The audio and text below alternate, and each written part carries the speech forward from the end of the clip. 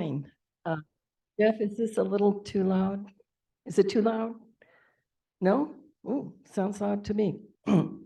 So Sarina, who's standing right here, is a graduate PhD student at Berkeley, and she's in the Berkeley Seismology Lab. She recently completed her dissertation seminar. That was 2 weeks ago she did this. Yeah.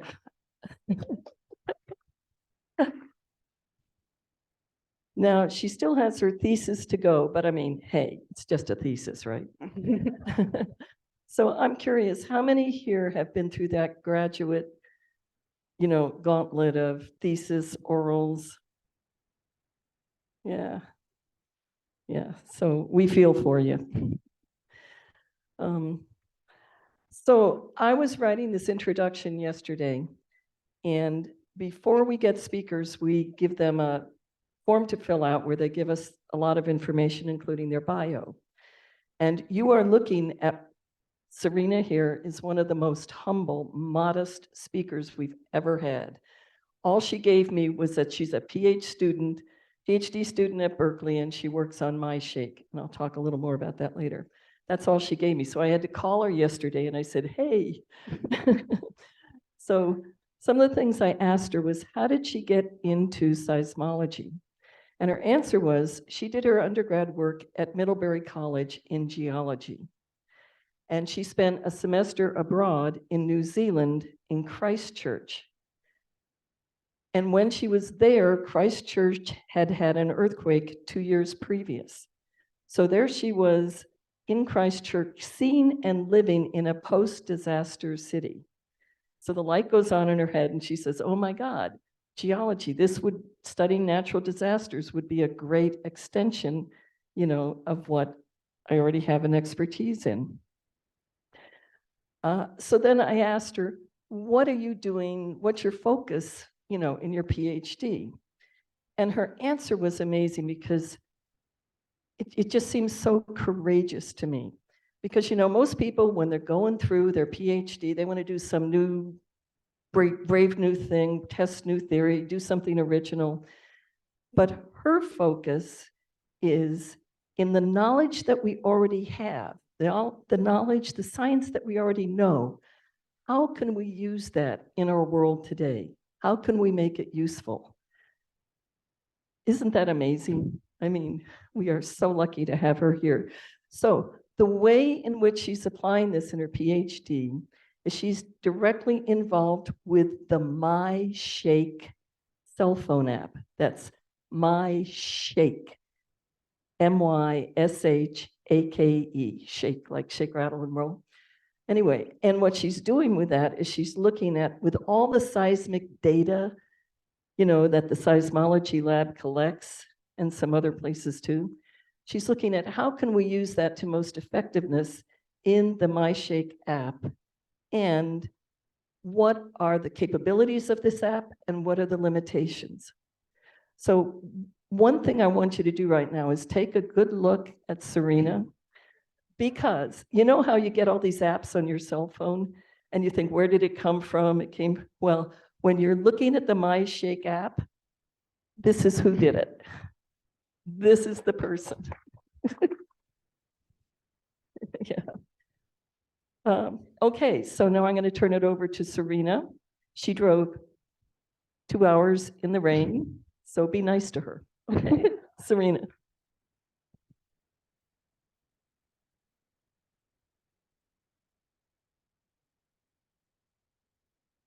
Okay. How do I get this connected to the screen? I need to join the Zoom?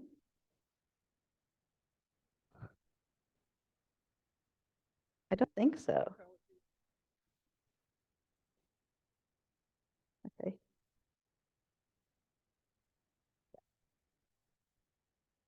Here it is.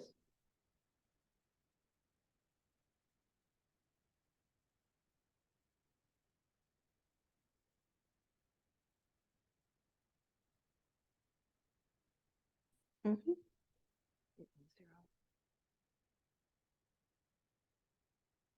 Nope.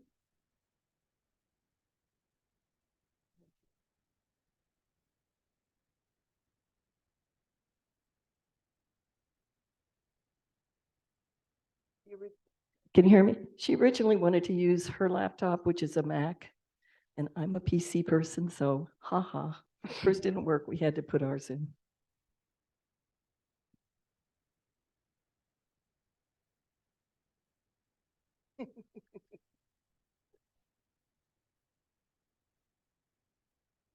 No audio.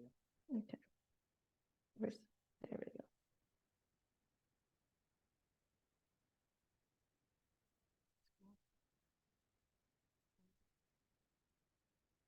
Oop, okay.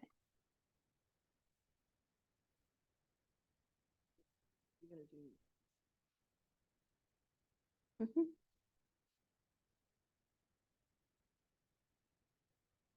Okay. Thank you everyone for being here. What a tremendous group. So today I'm going to be talking about earthquakes, and we're going to start wide with the basic science, and then we're going to zoom into your community, and then we'll get into some practicals about what you can be doing to be prepared. So that's how earthquakes work, the local earthquake hazard, some technology that exists, including my own research on how we can use what we understand about earthquakes to keep everybody safe, and then some things that you can do to keep yourself and your community safe. So this is a cross-section of the Earth. It's not to scale, but we have the innermost core, and then on the outside of that is what's called the mantle. This is very hot, squishy material, and it convects, similar to the air in your oven on convection mode.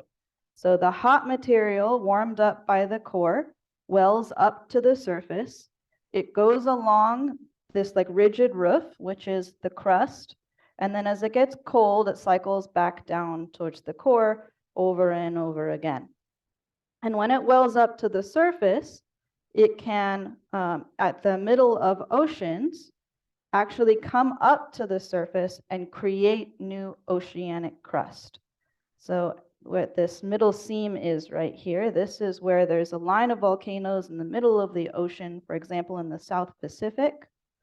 And it boils up to the surface, it hardens, and as it does that, it also shoves the old material aside, and it creates this widening motion of the ocean plates. And then those ocean plates run into continents, and when they do that, this dense, hard oceanic material will dive underneath the continental plates, and that's where we end up with what's called the Ring of Fire. So the Ring of Fire is where these oceanic plates are diving underneath other tectonic plates, and where that happens, we both get a tremendous number of large earthquakes, and we also get volcanoes. And if you would like to understand how those two things work together, I'm happy to talk about it. Just ask me. But what you can see in this image is the blue lines, which is these oceanic spreading ridges where the mantle material is coming up. And then the arrows indicate the directions in which these plates are being pushed aside. And then they run into all of this peach material, which is the continental plates. And then all of these little triangles, these are the volcanoes that are produced at that interaction. So plate tectonics is driven by this convection moving these plates around. It's basically the engine of the Earth. And then where these plates interact with each other is where we end up with earthquakes. So earthquakes are essentially an ongoing battle between friction, where the two plates collide, and the force of that collision making those things want to move. So friction holds it in place. And then once you've built up enough force from this continuous tectonic engine, it eventually will overwhelm the strength of friction, and then it will break. So it looks something like this. We've got the ground. This fence is built in a nice straight way, the way that you would build a fence. And then as the tectonic engine wants these things to move past each other, you start to create strain like you're stretching a rubber band. And eventually, when the strength of the friction is exceeded by the force, we will rupture that fault and have an earthquake. All of that stress is released in the form of earthquake energy. And then you can see how that has moved because now the fence is offset. And this actually does happen in earthquakes. You will see a straight fence suddenly be moved offset in an earthquake if the fault runs right underneath it.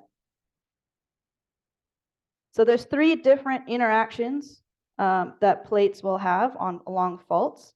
One is tension. So this is where you're pulling 2 pieces of rock apart and then they'll slide. And then if you push them together, compression, so that's what's happening at the Ring of Fire, you'll end up with motion that's vertical. And then what's most dominant in California, especially south of the Mendocino area, is what's called strike-slip faulting. So this is largely horizontal shearing motion of one plate moving alongside another one. So faults can also appear in the landscape. Here's an example of Wallace Creek in the Carrizo Plain. So here is the creek coming down from the hills. It runs into the fault, which is moved in this direction at the top half of the picture and to the left on the bottom half of the picture. And you can see the kink in the stream where that's happening, and then it continues on its merry way. So now zooming in to where we are on the West Coast, the top half of the Pacific Northwest is a subduction zone. So this is where the Juan de Fuca oceanic plate is diving underneath the North American plate. And that's why you have the Cascadian volcanic arc. And then below that, where the Pacific plate has actually completely been subsumed underneath the North American plate, so the subduction zone that used to extend further south has now been eaten. We have the San Andreas lateral motion, the strike-slip faulting. So that red line right here, that's the San Andreas fault running down the length of California. And this motion, the tectonic engine, is driving these things at the rate that your fingernails grow, about 5 centimeters a year. And sort of a funny fact, Los Angeles is actually on the ocean side of this lateral motion, and most of the bay where we are is on the North American side. So in about 20 million years, this lateral motion is actually going to pull Los Angeles and San Francisco up next to each other. Eventually, we will be neighbors.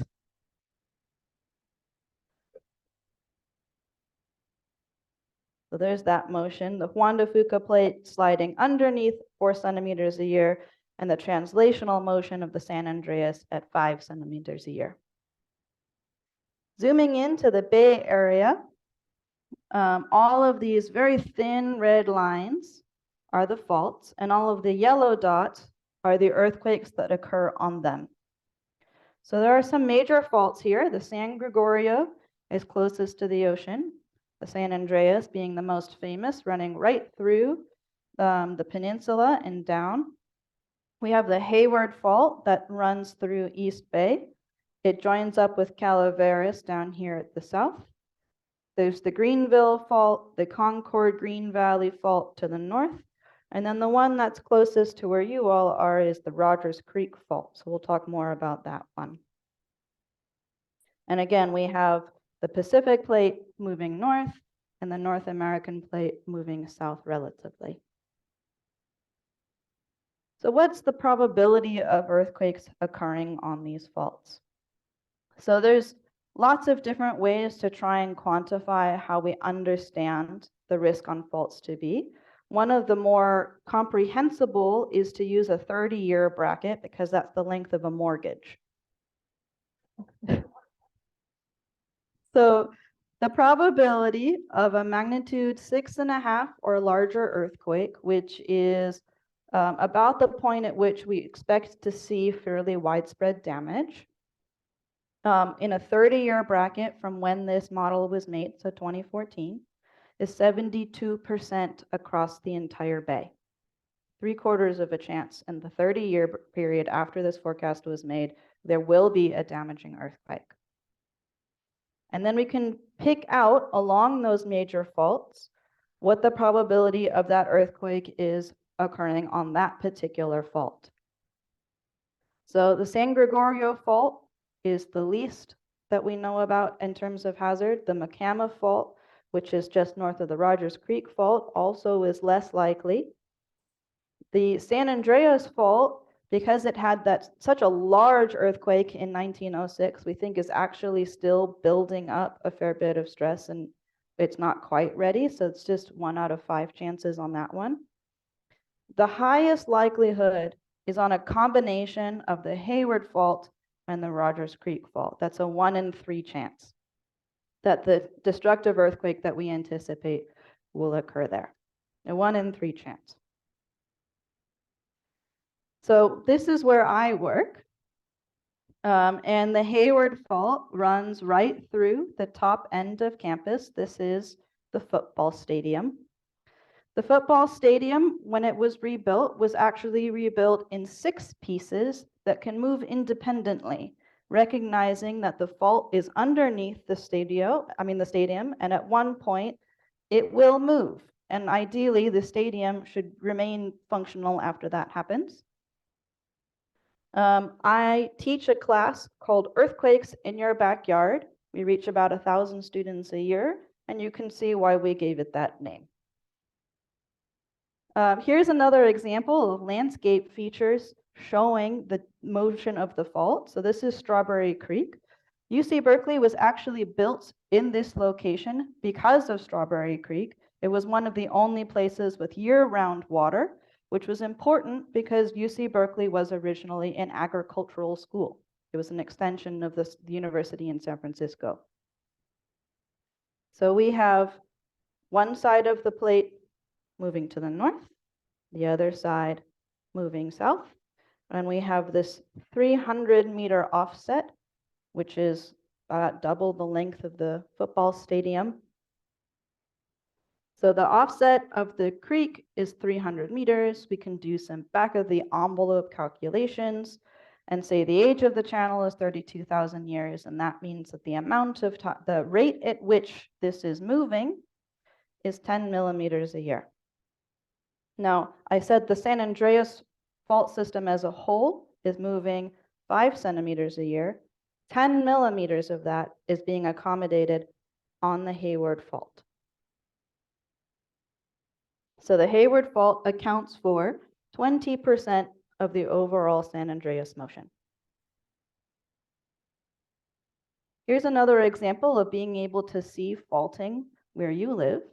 This is the fault, the Hayward fault running through the street. And you can see one part of the curb is over here and the other part of the curb has moved over. This is Rose Street in Hayward. And you can see these offset curbs in lots of places across the bay. And then every now and again, it will get so much that they have to repave and we have to start our measurements all over again.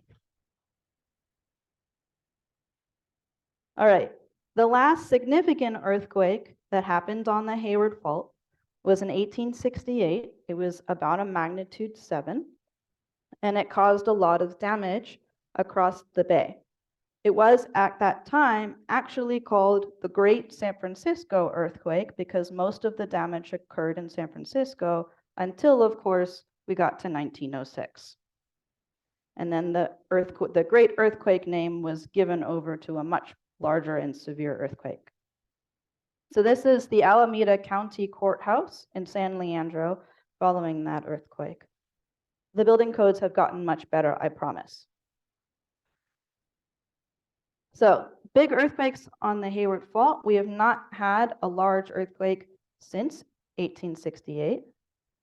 And if we go back through the record, the rock record of when these earthquakes have occurred, there was one in 1134, 1317, 1475, 1629, 1725, and 1868.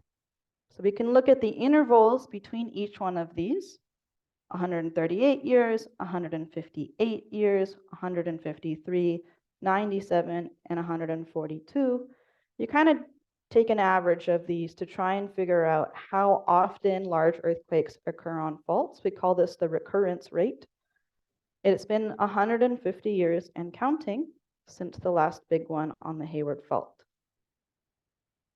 So there's obviously variability here, right? This interval is 183 versus 97. It's not a fixed rate. It's not going to happen on the dot. Earthquakes are not keeping atomic time.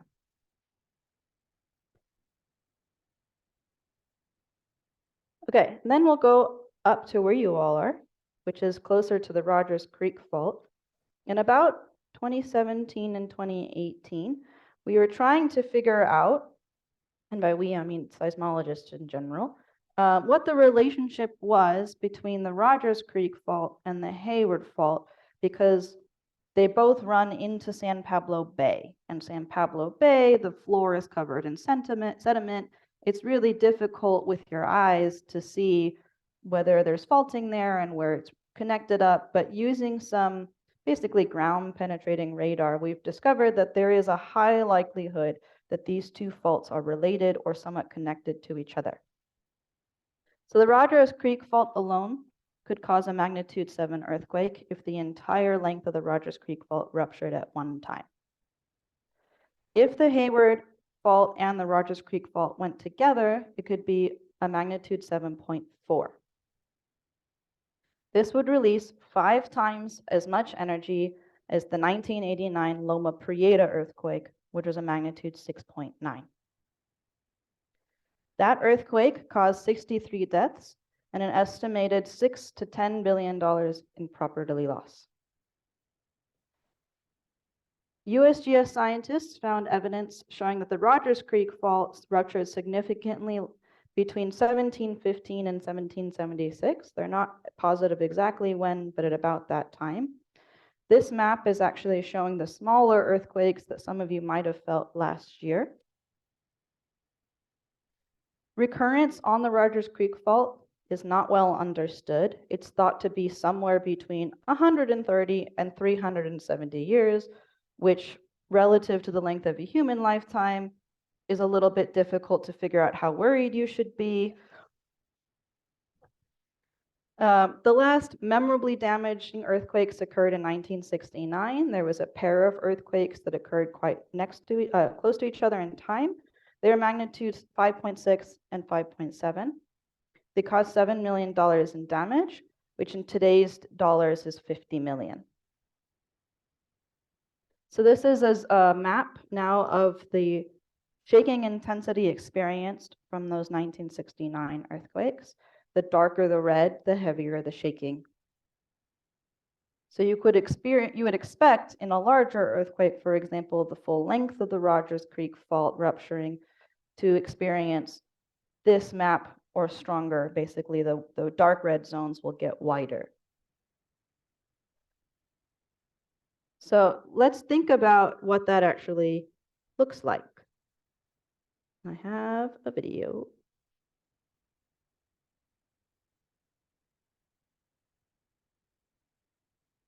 I'm going to open it and then switch my share.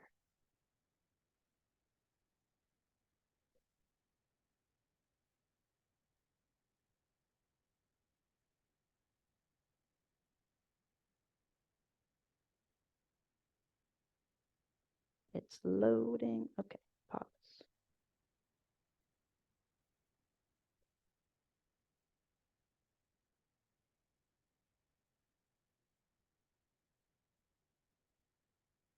Okay, we're now looking in map view. The base of this image is the ocean, and we're looking towards the hills. The Hayward Fault is down here. Right about here is Berkeley. Up here is Santa Rosa, near where we are, close to the Rogers Creek Fault. What this is simulating is a magnitude 7.2 earthquake occurring where the Hayward and Rogers Creek Faults meet. And we're going to watch the rupture occur along both faults. And then the red colors indicate strong shaking, and cooler colors are less intense shaking. And what you're going to see is how the shaking will develop over the duration of the earthquake and over space.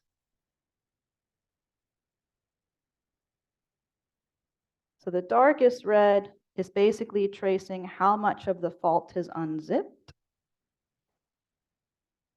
And you can see it arriving at our location right about now. And us down here in the South Bay are also having a rockin' time.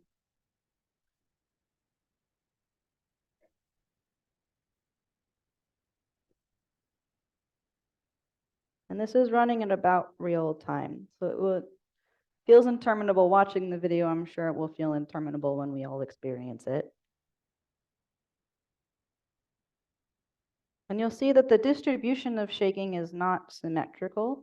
This has to do with the type of material in the ground that is being shaken. So if you have looser sediment material, that will shake harder, like a bowl of jelly. And if you have harder rock, like the core of mountains, it won't shake quite as much. It'll just vibrate like you're knocking on wood.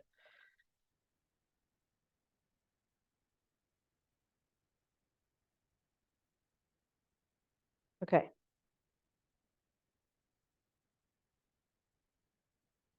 Now I'm going to show a similar video, but standing in Santa Rosa looking south. Let's get that one loaded up.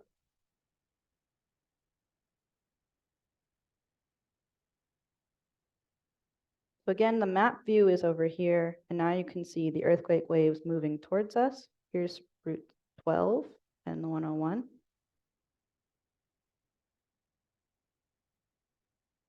And the motion in this video is exaggerated 1,000 times. So it will not be that the entire highway swings a mile to either side. It'll be a few meters, but for the sake of the video, it's easier to see if we exaggerate it.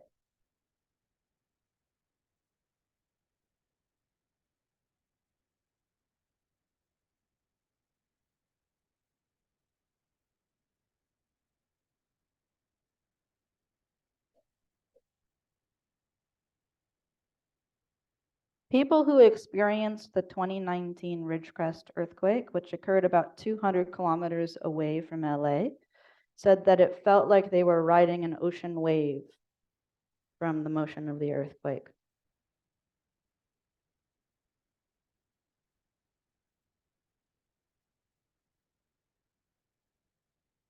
It's all settling out, and then it dies off. Okay, let's switch my share again. Oops.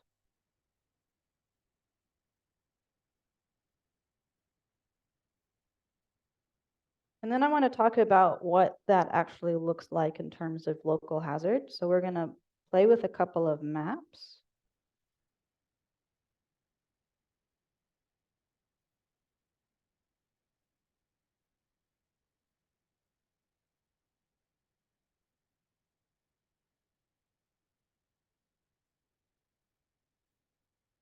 Okay.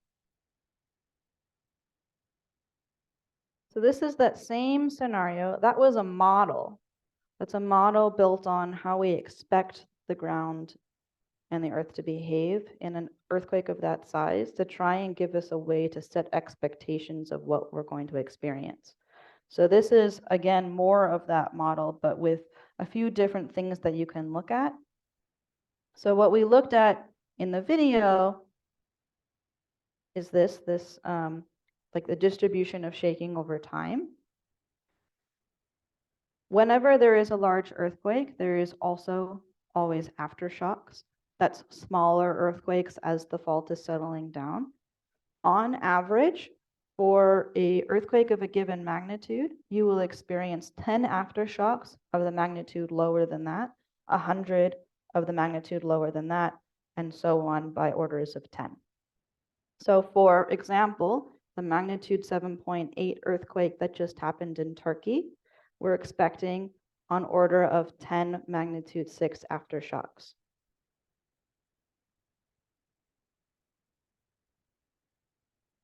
So here's the main shock, and then this is an example of the distribution of aftershocks occurring.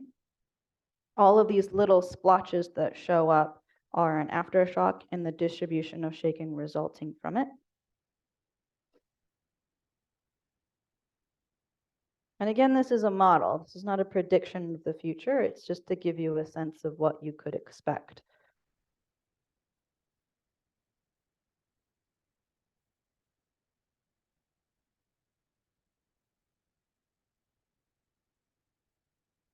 And this is going to go on for a year. This current model. Aftershocks can go on for several years. The Ridgecrest event in Southern California still has occasional rumbles that we would associate with the fault settling down. But the largest quantity of earthquakes occurs shortly after the main earthquake, and then it will decay with time how often those happen.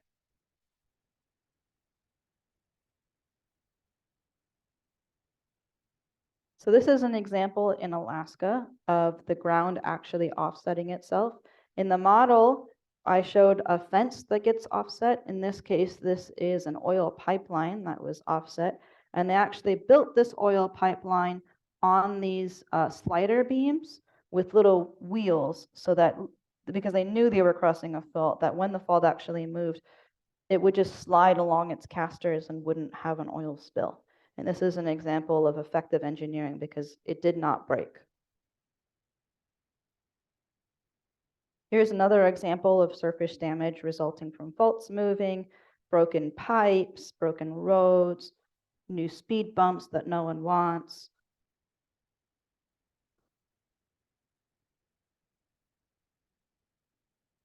Most of the motion occurs during the earthquake. What they've labeled here is co-seismic slip. And then there's a little bit of settling and grinding and creeping that will decay with time also. Then that we have what's called secondary hazards. Secondary hazards are things that occur because of the earthquake, but are not directly just the shaking of the earthquake itself. So one example is landslides. Here we go. Going to load. We'll zoom in.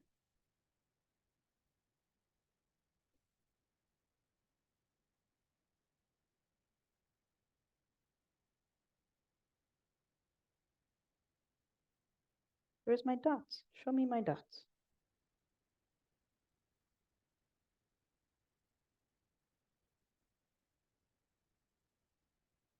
Doesn't want to show me my dots.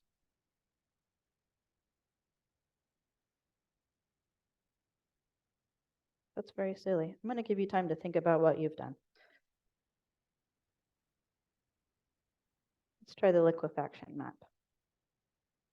So liquefaction is when the pore spaces in sediment become compressed because of the shaking, and the water that was in those pores then gets pushed up to the surface. So basically, ground that is appearing dry will suddenly turn into sinking mud.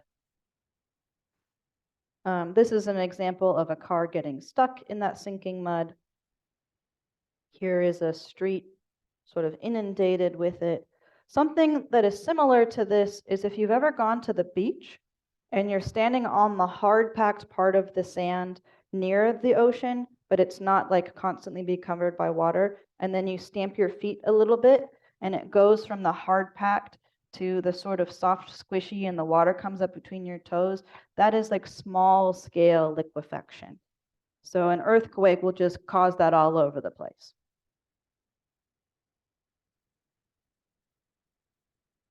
Here it is in a stadium. Where's my map? Here we go.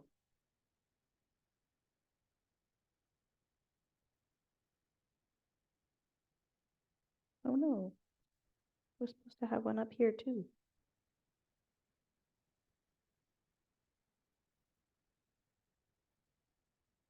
This is what happens when I have to change computers. I lose all my stuff. Okay, well, I'll show you an example over here, even though I wanted to show you what it was going to be over here.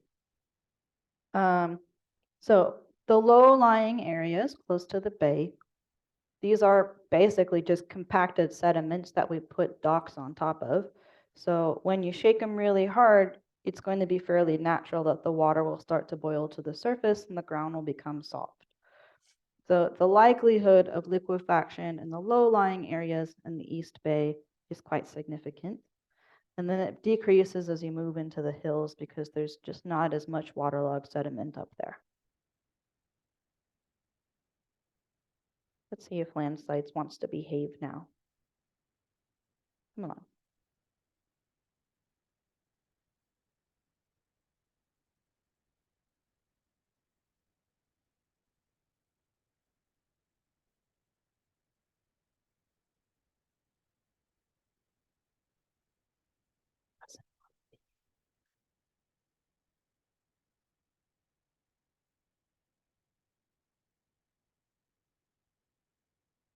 Well, that's frustrating.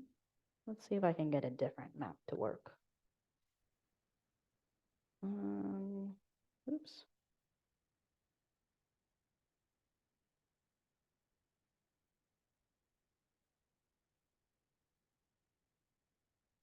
If anyone has any questions, this is my email.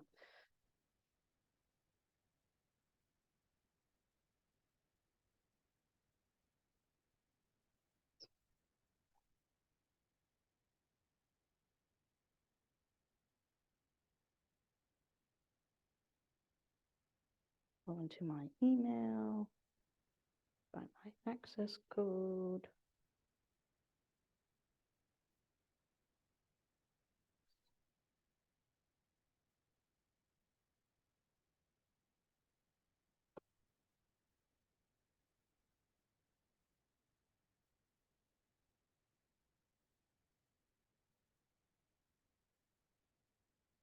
Say that again.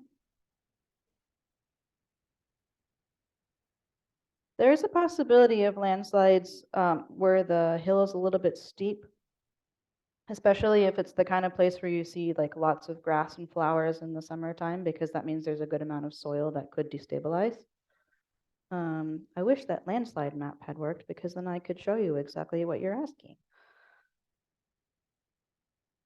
Okay.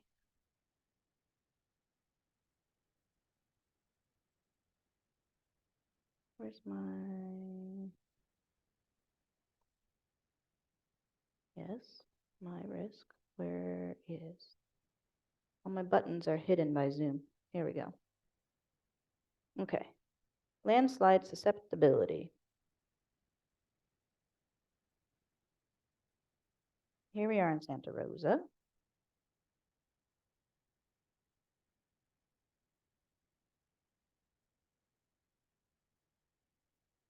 And the dark brown means there is moderate to high susceptibility for landslides. And you can see basically everywhere that it's hilly, there's a landslide risk in this area. And point out liquefaction. So where it's purple, there is a moderate to high risk of liquefaction. And you can see that it's the flatter, low-lying areas because that's where all the sediment that washes off the hills has accumulated.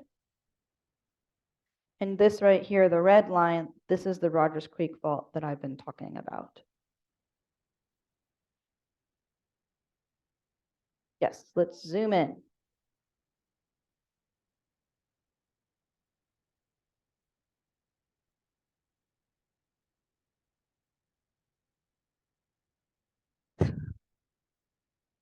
Right here.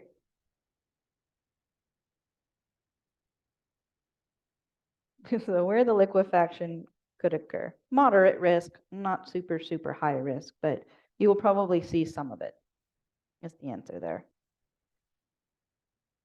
And then the landslide susceptibility near Oakmont. So not in the flatlands of Oakmont, but some of these hills. It doesn't look like too much of it gets really close to the main road, except for this one part, which is the outlet of a, let's zoom in, of a stream. So then that can become basically a road for this landslide material to roll down. So it's possible that you would get a closure along this part of the road and this part of the road, but because it's not the full length of the road, hopefully it's something that you would be able to clear in a timely way. Okay, let's go back to my presentation. So all of this might make you feel a little bit like this. So I want to talk about what we can do to be resilient against this hazard that we all live with. So the first is earthquake early warning. So I'm going to show you a video. And this is basically going to be the 1906 earthquake, but happening backwards. So the 1906 earthquake actually started near San Francisco and ruptured the fault up. This one's going to start at the top and rupture the fault down. So what's happening is we have the earthquake starting up in Mendocino. When a fault ruptures, it releases energy in the form of seismic waves. The fastest of these waves is called the P wave, and here it's represented by the yellow circle. It is followed up by the more destructive, heavier shaking delivered by what's called the S wave, which is a secondary wave and has a shearing side-to-side motion.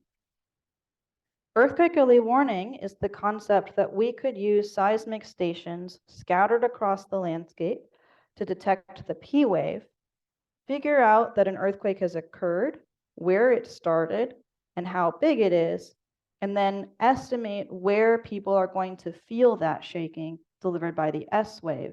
And because there's this time difference in how fast the waves move, the hope is, and the idea is, that we could create an alert based on the P wave information and deliver it to people before the S wave arrives at their location, which for the Bay Area is occurring right now.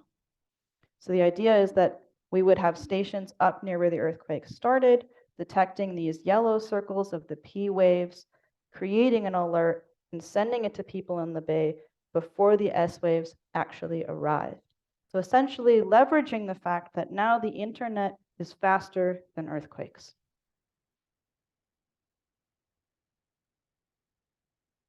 So that system in the US is called the Shake Alert system. And the Shake Alert system is built on a backbone of seismic stations. Seismic stations are vibration sensors buried shallowly in the ground that are streaming vibration information to servers in real time. So we're getting these, basically these little zigzags on screens continuously from all of these stations. All of the yellow points, I think, let me get this correct. Yep. All of the red points are stations that we have already built, and the yellow points are stations we are going to build in the next handful of years. So you can see that the coverage is quite broad. And we started building stations where the largest concentrations of people are, and then we're filling in the interstitial space as we go along. The idea behind building the seismic network was early warning is a very useful thing for society at large, but we wanted to have an earthquake seismic network that also was very high quality so it could be used for multiple purposes in terms of earthquake research. So we wouldn't just be able to use this for early warning, we would also be able to use this to create hazard maps, to estimate the strength of shaking, to be able to do a wide swath of earthquake-related research so that all of our resilience products are more robust as a result. This has been a tremendous 20-year effort that involved lobbying Congress and the state legislature for money. And that was done by scientists, which you can imagine is a really difficult thing for scientists to do, talking to other people.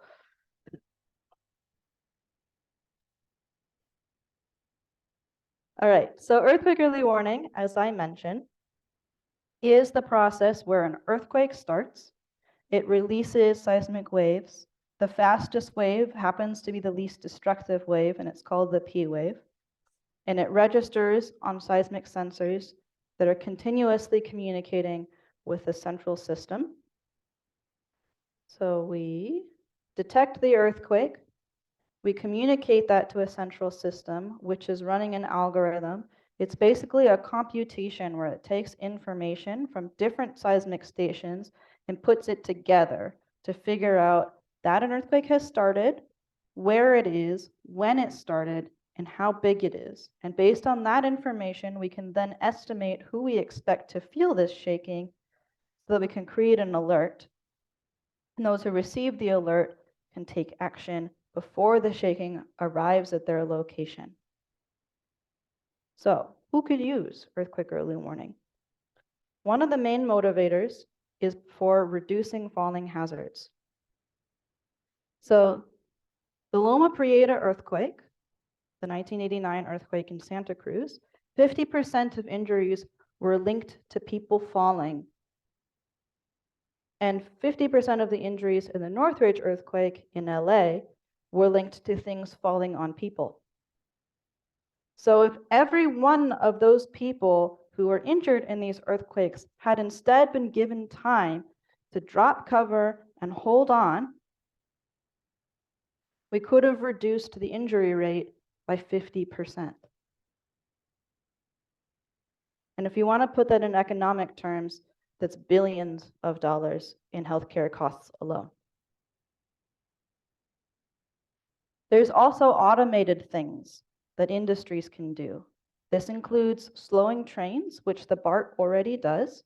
When we send it an electronic message that shaking is expected, it will automatically begin braking all of its trains because slower trains are less likely to derail.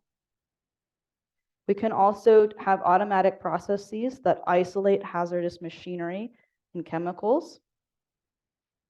We can begin locking down servers so we don't lose connectivity and data or transferring it to an adjacent server out of town so that certain processes like making phones work continues to work. And there's also situational awareness. So one of the major issues, and I think it was the Northridge earthquake, was a lot of fires will start after an earthquake because you'll rupture power lines and gas mains. And the fire department wanted to respond to these, but the earthquake had damaged the firehouses and they couldn't open the garage doors. So earthquake early warning could also cause garage doors at fire stations to automatically open before the shaking arrives, so then the first responders are capable of responding. This is a collaborative effort, as I said, over the last 20 years, between universities, between cities, between utilities, between the federal and state government. This has been a tremendous collaborative effort, and all the pieces had to come together in order for this system to exist. And this system went live for public alerting to ordinary people in 2019. And that's where this app that I do my research comes in. I work on what's called the MyShake smartphone app. It is a free citizen science smartphone application which has been downloaded globally almost 2.5 million times. We started in 2016, and the majority of our usership is in California because we are now the delivery service for earthquake early warning to people's phones. So Shake Alert creates this alert message. There is an earthquake, this is who it's going to affect. There needed to be the last leg of that communication actually getting it to people. And to do that, we leverage smartphone notifications, the things that are just constantly popping up on your phone and you don't know how to get rid of them. We make an even more persistent, louder one so that you can take cover before you feel an earthquake. And it is available both for Apple devices and Android devices for free. So there's some public-facing features. We have earthquake information. The home page is a map. All of the orange points on this are earthquakes. And if you click on an orange dot, you can open it up to learn more about that earthquake. We also have some basic safety and preparedness information. And each one of these has a little link on them that will open up a bigger, more informative website so you can start taking some personal steps. We also have community-sourced damage maps. So if you experience an earthquake, you can go into the card for it and click this green button that says share your experience. It asks you a very simple 4-question survey. And then all of that information gets aggregated together into hazard maps. So basically, your neighbors are collectively creating a map to be able to see the distribution of where things were okay and where they are not. This also means that if an earthquake occurs where you have a loved one, you would very quickly be able to see the distribution of damage in their location based on the information solicited by that community. And then in the states of California, Oregon, and Washington, we are also the official delivery warning service earthquake early warning. And it will appear on your phone like this upper one. So one of the things when you download this app is to enable what's called critical alerts. This means that it will go through all of your silent settings. So even when you're asleep or you're in a meeting, which normally you don't want to be bothered by your phone, and maybe for earthquakes you would, this will blast through all of those privacy settings and make sure you still hear the alert and have the opportunity to do something about it. So MyShake has been downloaded. The distribution, as you can see, mostly follows where there are people, so just the high population centers.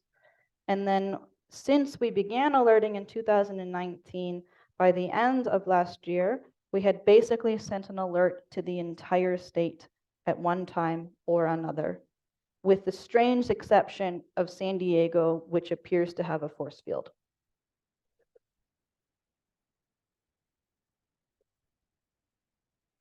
And then I want to talk about some measurements. So when we started the Shake Alert project, it was always the idea that we were going to use cell phones to reach people with this information. But what was not known is whether that was fast enough. So part of my research has actually been just trying to decide if that is fast enough. So these are two different earthquakes that we have sent alerts for. The one on the right is the San Jose magnitude 5 earthquake that happened in October of last year. Some of you might have felt that if you were in the Bay at the time. So the black circle, this is people who were as close to the earthquake as the seismic stations that we use to detect it. So we would not have been able to get them an alert before they felt shaking, because at that point they were the seismometers. So 95% of people inside the black circle would have received their warning late, after they started to feel shaking. But all of the green circles now are how long people had before they felt shaking, but after they received an alert. So here in the southern portion of the Bay, they would have had 5 seconds between receiving the alert and actually feeling shaking. And that's a good amount of time to begin lowering your center of gravity so that you don't fall when you feel the shake. And then it would have been 10 seconds out to where I was in Berkeley. This becomes more dramatic when we think about large earthquakes. So this is the earthquake that happened just before Christmas in Northern California near Mendocino. Again, the people who are right in the coastal communities of Mendocino, they are as close to the earthquake as the sensors we're using to detect it. So they would have received a late warning. But here in the Bay, you would have received between a minute and 90 seconds of warning. And the colors on this map are the intensity of shaking. So the lighter the color, the less intense the shaking. So in this situation, it was not as critical to take action for super light shaking here in the Bay. But you can remember the video that I showed at the beginning of the early warning section, where the entire length of fault ruptured. Imagine how impactful it would have been to have 90 seconds of warning during the 1906 San Francisco earthquake. That's when it can make a really tremendous difference to have early warning.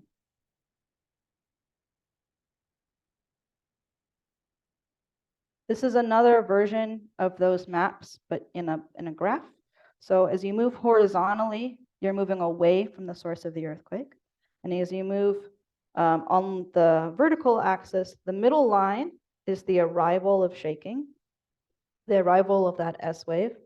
If you're above the line, you received the warning before the shaking began. If you're below the line, you received the warning after shaking began at your location. This was the San Jose earthquake. So a large portion of the population we're trying to warn is right on top of the earthquake. This is considered challenge mode. And still in the most challenging case, 66% of people still received a warning before they experienced shaking in this earthquake, which I think is fairly tremendous in terms of our ability to use technology in a very efficient way for public safety. So some other research avenues that I pursued during my PhD, in addition to quantifying alert delivery speed, is using recordings of shaking from people's phones to what's called check our work. So we have these estimates of who we think is going to feel shaking. Can we actually record the shaking to see whether those estimates were correct?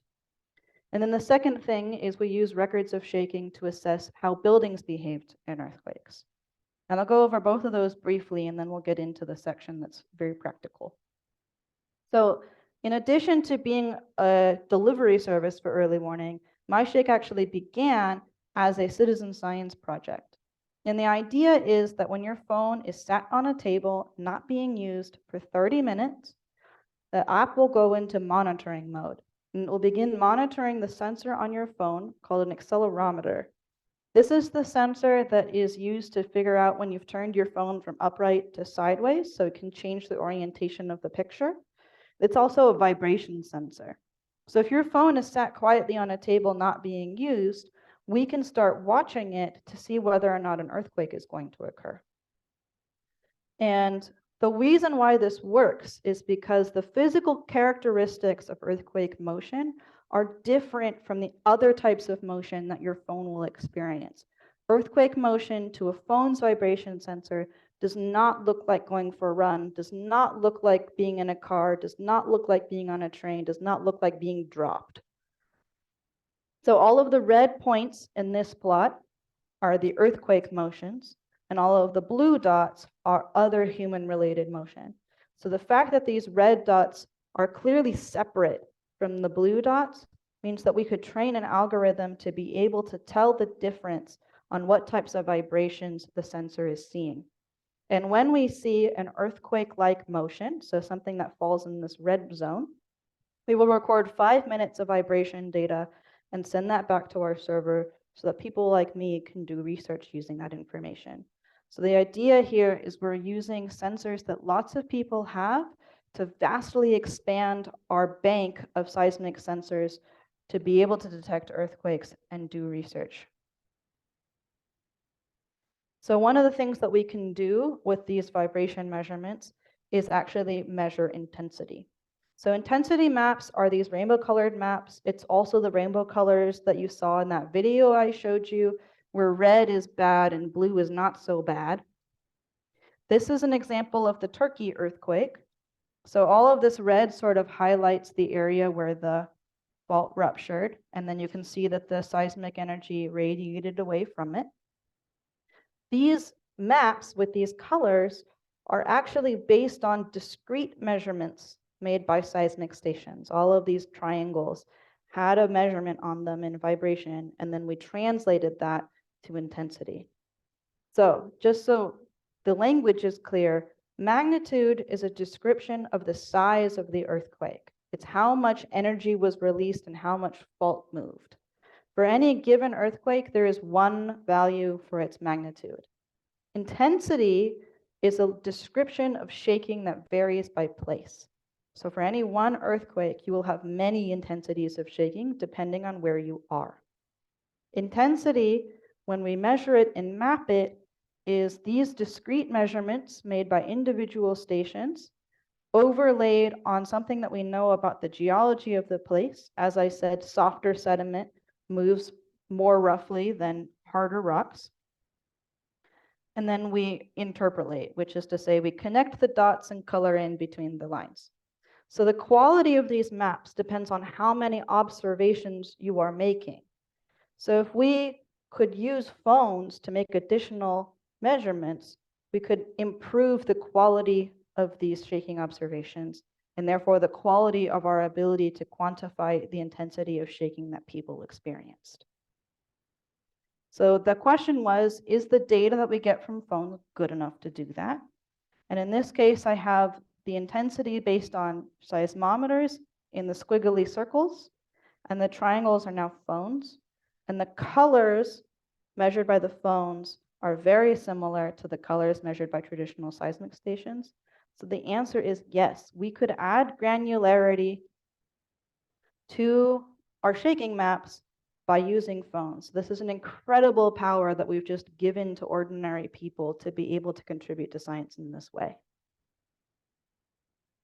And then we also found that those surveys that you can fill out about your experience can also be translated into intensity. So that's a further granularity that we can give into these maps. And then finally, I work on what's called structural health monitoring. This is the study of how structures respond to forces, in this case, how structures respond to earthquakes. And you can create models of how you expect earthquakes to behave based on the materials that you use, how they're joined together, where it's built. You can put all kinds of variables into these models to guess how a building is going to behave when it experiences certain things. But after you build that structure, making measurements of its real response is much more difficult because it's costly in terms of time and resources. But phones, so there's this gap between how we expect buildings to behave and actually being able to see if we're right. But MyShake puts phones, which are vibration sensors, into buildings while getting rid of this costly overhead of time and resources. So the idea that we wanted to explore is, one, are the vibration sensors in phones good enough to record interesting things about buildings? And second, what interesting things about buildings do we want to know? So the first question, I'll make it short, yes, it's very exciting. We can actually use phones to make these measurements. We did a series of validation tests and they passed with flying colors. The second thing is, what do we want to know? We're going to start with what's called natural frequency. So you can think about this in terms of instruments. This is a tuning fork. It's a rigid piece of metal, and if you ding it against something, it will ring at a vibrational frequency, which we hear as a music note. If you ding it hard, it will be loud. If you ding it softly, it will be quieter, but it will still be the same musical note. Buildings also have a resonant frequency. All structures, based on how they're built, will have a characteristic resonance. And when a building loses some of its stiffness, for example, when it is damaged, the resonance, the frequency will reduce. The note will become duller and deeper.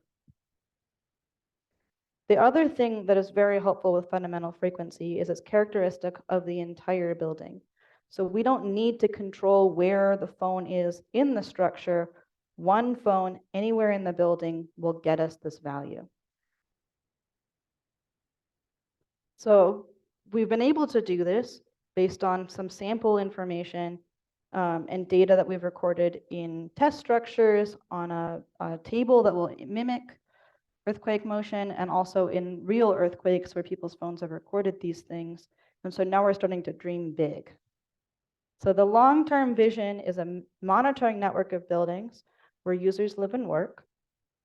And when small impulses happen, so just something that gets that tuning fork to ring a little bit, we will record healthy behavior as the baseline. What is the healthy, appropriate natural frequency of this structure? And we can induce this using small earthquakes, or we can even induce this using some of these massive storms we've been having, just something that gets the building to shake enough to induce the resonance.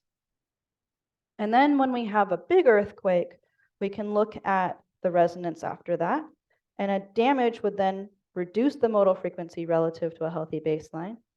And then we can compare before and after whether that frequency has reduced. And that means that when we release engineers into a community to assess the structures that we have built to see if they incurred damage, we will have a starting place for them to prioritize what they look at. Okay, so I'm going to take questions about what you can do in response or to prepare for earthquakes. But the first thing is, if you feel earthquake shaking or you receive an earthquake early warning, what you should do while the shaking is occurring or before is to drop, lower your center of gravity, cover your neck and your spine, or take cover under a rigid piece of furniture and hold on to that piece of furniture until the shaking ends. Do not try to leave the room or the structure until the shaking is over, because as we saw, a large proportion of the injuries induced by earthquakes is from people trying to move around and falling down. And then we can talk about preparedness. But I'll take questions about that and let that guide how I talk about them. Great, thank you so much. I'm sure there are a few questions and we only have time for a few questions. So let's get on to our questions over here. Thank you very much. It was very, very interesting talk. Do you have Like this. empirical Kiss it. data that Like that.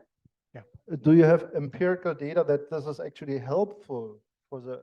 I know I completely understand it helps the science, but what about you personally? You should always keep in mind that an earthquake could happen all the time. Let's take our current meeting here, and now is an earthquake. What do you do? There's no table I can hide under. A lot of people are running to the door. Should I avoid those kind of events, or what is the practical advice? All right, so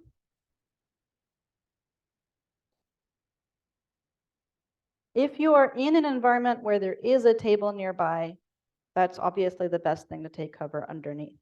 But that's not always the situation, as you say. So the main thing in those situations is to look up. Is there anything immediately above you, like a fan or a light?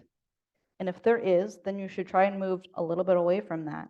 And then the main thing is to lower your center of gravity so you are less likely to be knocked off of your feet. And then the other thing is if there is a wall nearby you, you can put your back against the wall. So this T structure, if part of the roof comes in, at least it forms a tent and doesn't fall on you. Okay, I have a question regarding the MyShake program. Mhm. I applaud the efforts. It's really a great system, and any kind of warning is good, there's no doubt. I do have questions about the consistency, though. When we had the earthquake on 12/20, my phone went off, my wife's didn't. Oh, She was 8 feet away from me. yeah. So the connectivity of the phones to our server matters. So if our server has not heard from a phone, for example, if the app hasn't been opened in a couple of months, we will lose connection with you and it will be difficult for our server to communicate with you in an emergency. So it is very helpful if you can keep the app just open in the background, or if you can open it every couple of months. And one of the ways that you can sort of remember to do this is just be like, I wonder what earthquakes have happened. And you open up the map just to look, and then it will also reconnect with us that you're in communication with us. Question. In the Turkish earthquake, a lot of the houses fell because they relaxed the earthquake building codes. So building codes are important. My house was built in '89. Can you tell me when the building codes change so I should know whether I should think about retrofitting the foundation? Yeah, so there is a series of building codes that have evolved with time that affect different aspects of buildings. Basically, as engineers learned more about how buildings respond to things, they changed the codes to reflect that.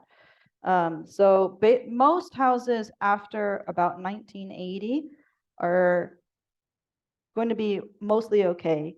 But the best thing, honestly, is to have someone come look at it who is an expert in retrofits, and they'll be able to tell you if, for example, the connectors holding the beams together should be braced with extra brackets, or if you need to do a bolt and brace along the crawl space under your craftsman style home and that kind of thing.